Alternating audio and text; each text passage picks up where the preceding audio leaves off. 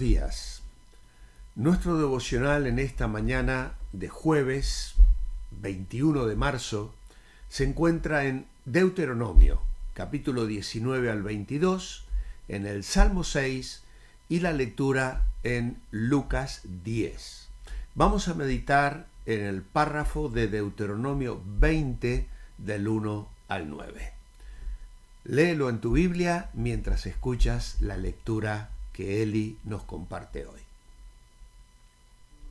Deuteronomio capítulo 20, versículos 1 al 9.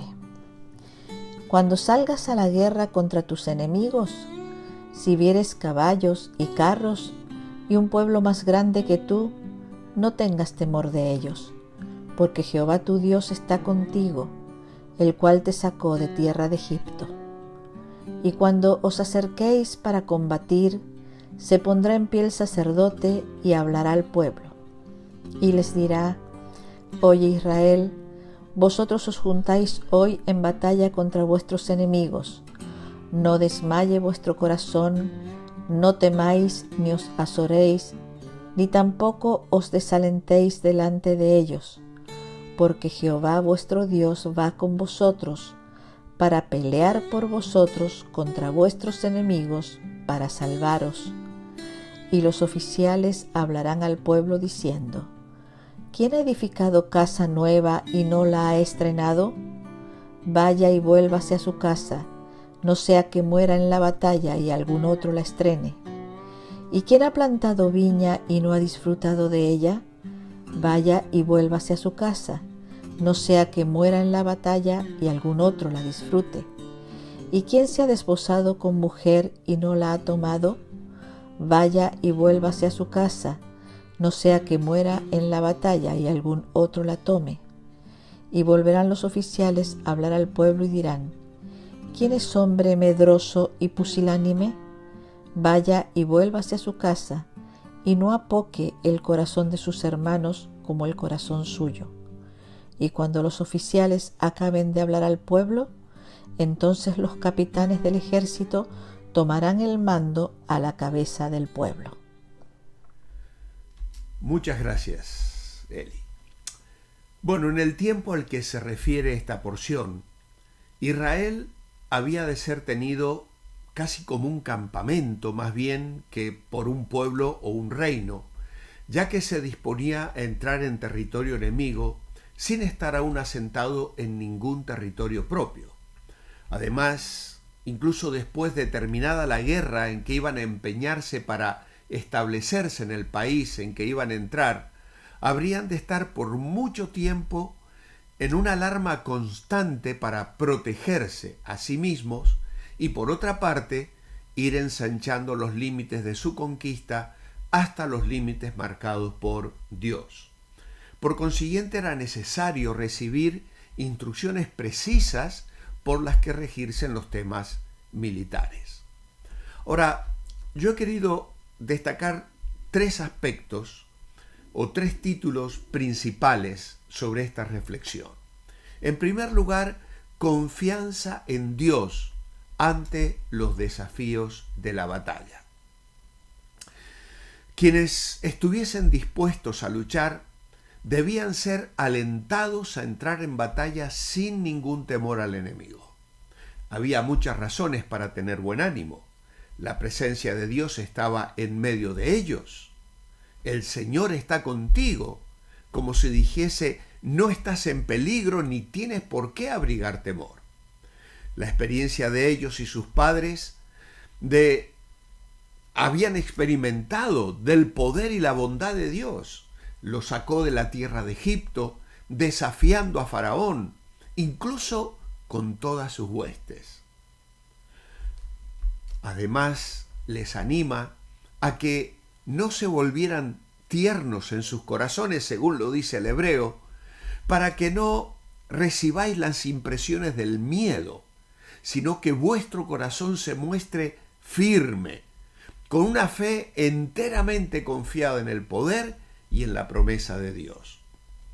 No temáis y no os apresuréis, como también dice el hebreo, porque el que tiene fe no se da mayor prisa que la que le marca el tiempo que Dios impone.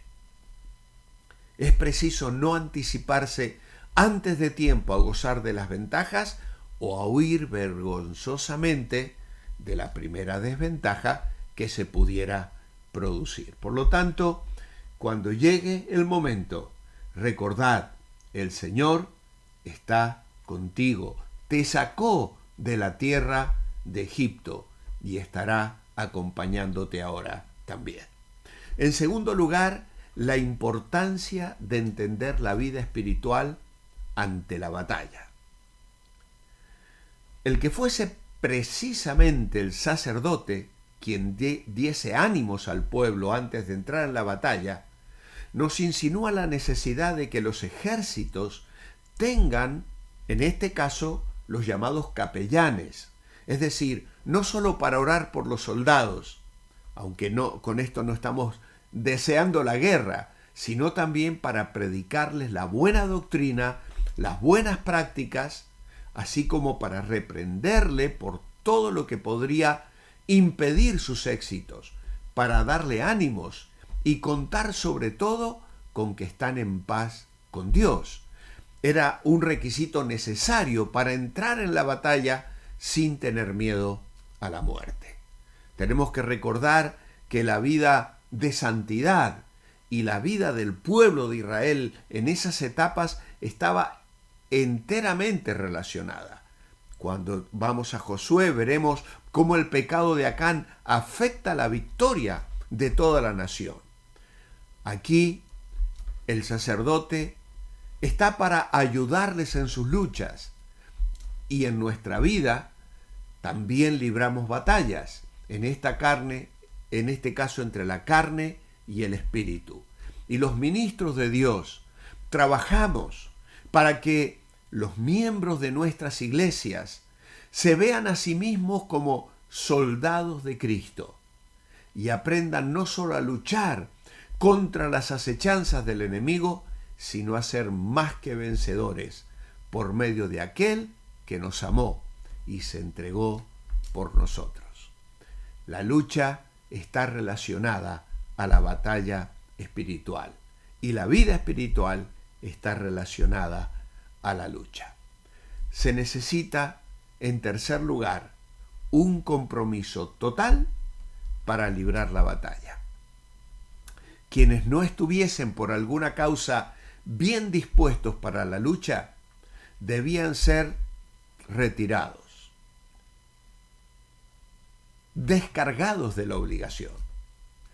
Frente al militarismo cruel de los pueblos y de los gobiernos sin temor de Dios, están estas normas de condescendencia admirable con las flaquezas naturales y con las diversas circunstancias que hacen del servicio militar una grave inconveniencia. Poder entrenar una casa nueva, disfrutar de las primicias de la viña que uno mismo plantó, gozar de la llamada luna de miel con la esposa que Dios proveyó para disfrutar de la vida, son los pasos que la palabra de Dios menciona y nos dan idea de la magnanimidad divina. Qué extraordinario es que en el contexto de las leyes que Dios propone a su pueblo, incluya en su misericordia este paréntesis, diríamos así, para que el pueblo esté tranquilo. Si la mala disposición para luchar era motivada por el miedo y la debilidad de ánimo, no solo se les permitía volverse a su casa, sino que se les imponía como una obligación. De acuerdo al verso 8, en parte era una medida de bondad para descargarles de la milicia, porque aunque se fuesen avergonzados se veían liberados, pero sobre todo era una medida de bondad para el resto del ejército, pues así se veían libres de lo que suponía la compañía de cobardes, inútiles, aquellos que perjudican, ya que el miedo suele ser más contagioso que la valentía.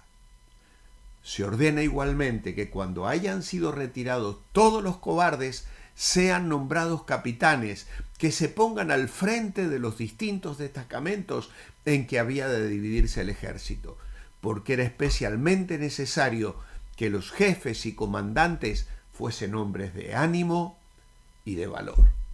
Así que estos principios de Deuteronomio 20, del 1 al 9, en nuestra vida diaria pueden enriquecer nuestra fe y guiar nuestras acciones. En primer lugar, confiar en Dios. La oración constante. Al igual que los israelitas confiaban en Dios antes de la batalla, podemos confiar en Él en todas las situaciones. Ora regularmente, entregando tus preocupaciones y miedos a Dios. Recuerda su presencia, que aunque no enfrentemos guerras físicas, enfrentamos desafíos diarios. Recuerda que Dios está contigo en cada lucha y en cada dificultad. Ayer hemos meditado sobre estos discípulos a los que el Señor llamó, pero a los que negó su compañía en la batalla. ¿Por qué? Porque tenían otros valores, porque estaban mirando hacia atrás, porque no estaban dispuestos a una consagración total. Otra vez volvemos a estos principios y nos reencontramos con que necesitamos orar, como leíamos en el Salmo 5 y como vamos a meditar mañana viernes para despedir esta semana. ¿Cómo se interrelaciona la palabra de Dios?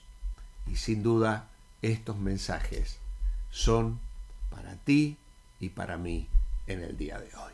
Padre, gracias por tu palabra. Oh, que nos comprometamos contigo, que sepamos disfrutar de la vida, que sepamos enfrentar las situaciones que nos toca vivir y que en todo momento experimentemos tu presencia y tu temor, sabiendo que cada rincón de nuestra vida está permeada por la presencia del Espíritu Santo, de los valores del reino de Dios, y que cada aspecto de nuestra vida está comprometida contigo, nuestro Salvador. Te amamos, Señor, y te adoramos hoy, en tu nombre. Amén.